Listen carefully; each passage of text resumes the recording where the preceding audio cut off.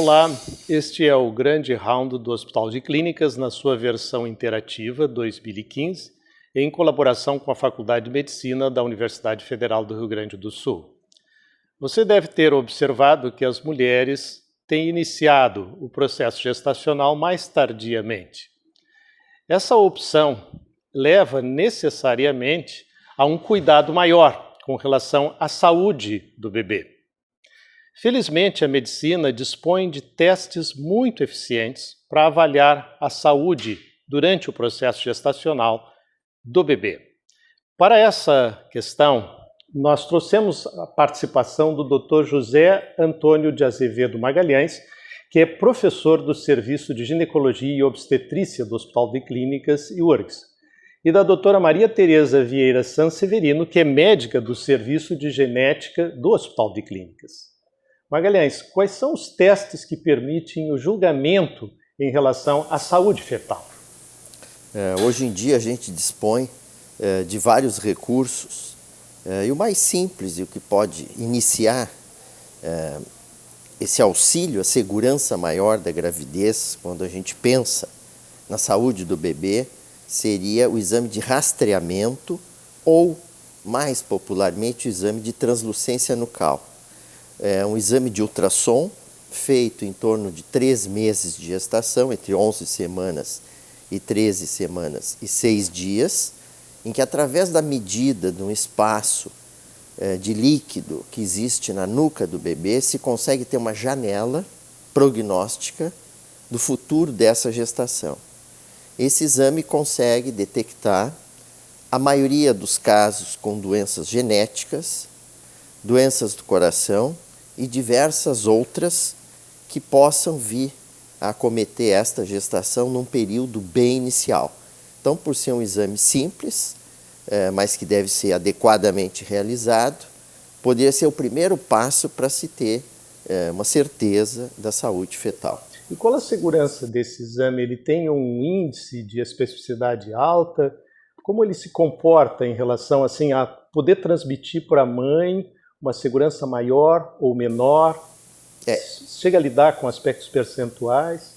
Esse exame, ele primeiro vai calcular o risco pela idade materna e a seguir, depois de identificar vários marcadores, eu mencionei um, que foi a translucência nucal, existem outros, como o osso do nariz, por exemplo, calcular um risco corrigido para aquela gestante, para a sua idade e para a gravidez. A sensibilidade do exame, a capacidade diagnóstica é em torno de 3/4 dos casos, 75%.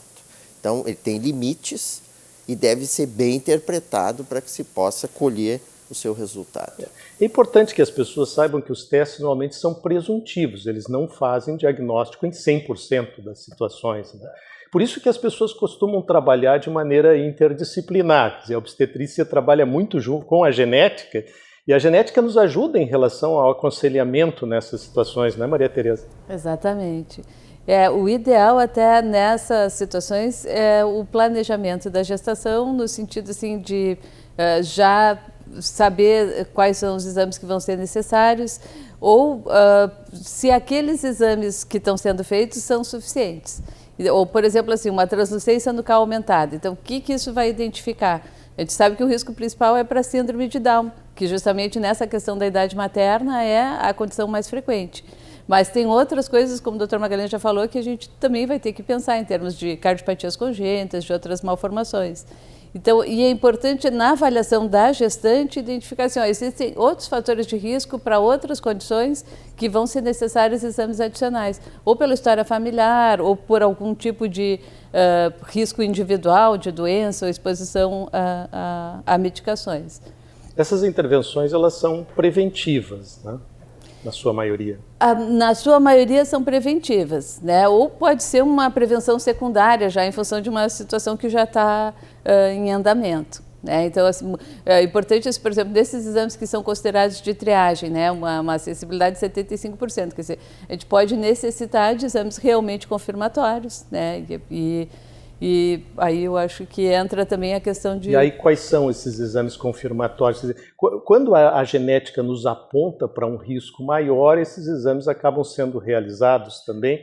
Com que objetivo, Magalhães? O exame de triagem ele vai levantar uma suspeita diagnóstica. Ele não faz o diagnóstico de certeza. Então a gente mencionou a translucência nucal.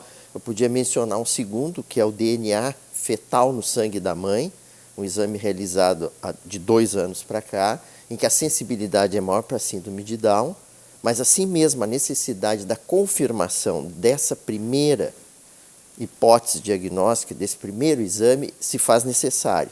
E a gente utiliza então, através do ultrassom, biópsia de vilosidades coriônicas, que é uma coleta de uma amostra de placenta, a partir de 11 semanas, então bem cedo já dá para fazer isso, ou a amniocentese, que a partir de 16 semanas coleta líquido amniótico. Aí nós não vamos ter uma suspeita, nós vamos ter uma confirmação ou uma exclusão do diagnóstico. Esses métodos eles são invasivos, eles podem ser substituídos pela utilização apenas do DNA fetal? A pergunta é tanto para o Magalhães como para a Maria Tereza. O que vocês podem me dizer sobre isso? Em princípio, não. O DNA fetal, apesar da sensibilidade alta, ainda se considera um teste de rastreamento. É uma pesquisa inicial. A biópsia de vírus ou a amniocentese é que vão ser confirmatórios. Qual é a tua impressão, Maria Tereza? Uma coisa importante é assim, o DNA fetal se identifica o risco para as trissomias 13, 18, 21 e com uma sensibilidade um pouquinho menor, assim, quase 100% para essas 3 e um pouquinho menor para alterações de cromossoma sexual. Mas assim, as outras condições cromossômicas não vão estar passíveis de diagnóstico por esse exame. Então, a diferença, por exemplo, numa biópsia de vilo ou numa amniocentese, é que vai se ter o cariótipo, aí vai se olhar todos os cromossomas, identificar alterações estruturais. Então, é importante, quando a gente está levando isso em conta, saber a limitação do teste.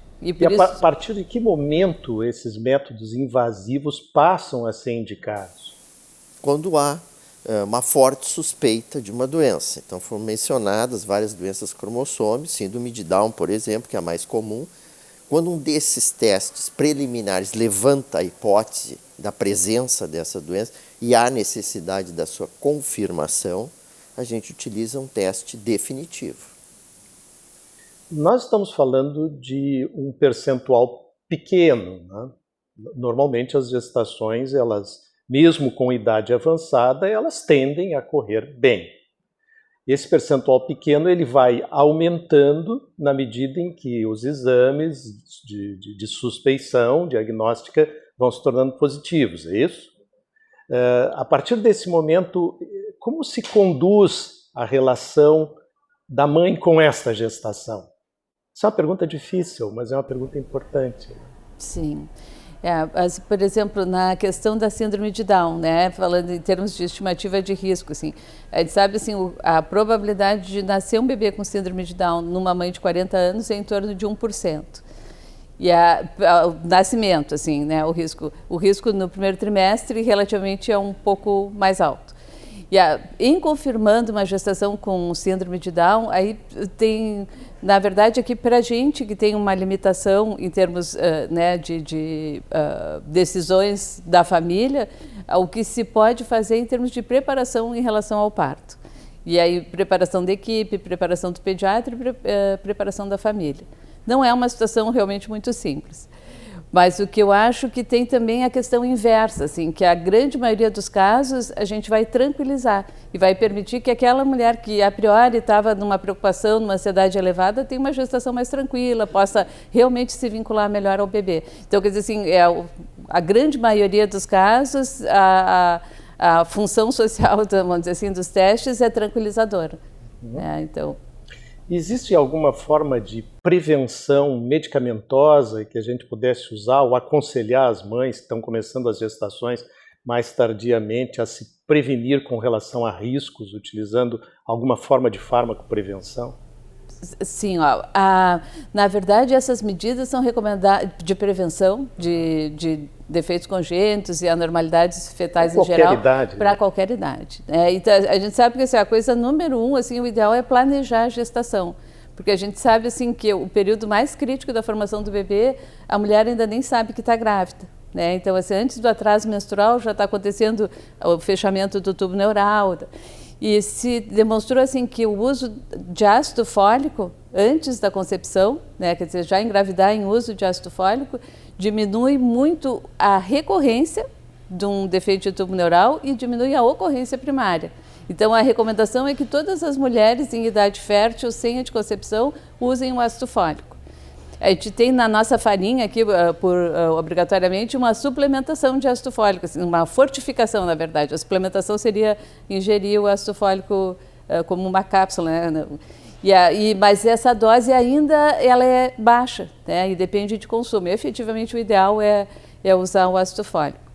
E a outra questão que a gente sabe, assim, tem uma série de exposições ambientais, hábitos sociais, como o álcool, por exemplo, que vão lesar o embrião, né? Então, o ideal é que a mulher que está em planejamento de gestação considere que possa estar grávida a qualquer momento e evite esse tipo de exposição. Já né? comece a fazer a abstenção do álcool. Do álcool e de outras drogas, e se tem alguma medicação de uso crônico que já veja, assim, pode ser indicado essa, tem outra que é mais segura, então toda essa questão do planejamento, né? E até do aconselhamento genético, quando tem uma história familiar de algum tipo de anormalidade, alguma questão para se estimar riscos e aí, a partir dos riscos, o que fazer para a prevenção. Bom, esta semana nós estamos, então, iniciando a discussão sobre saúde fetal.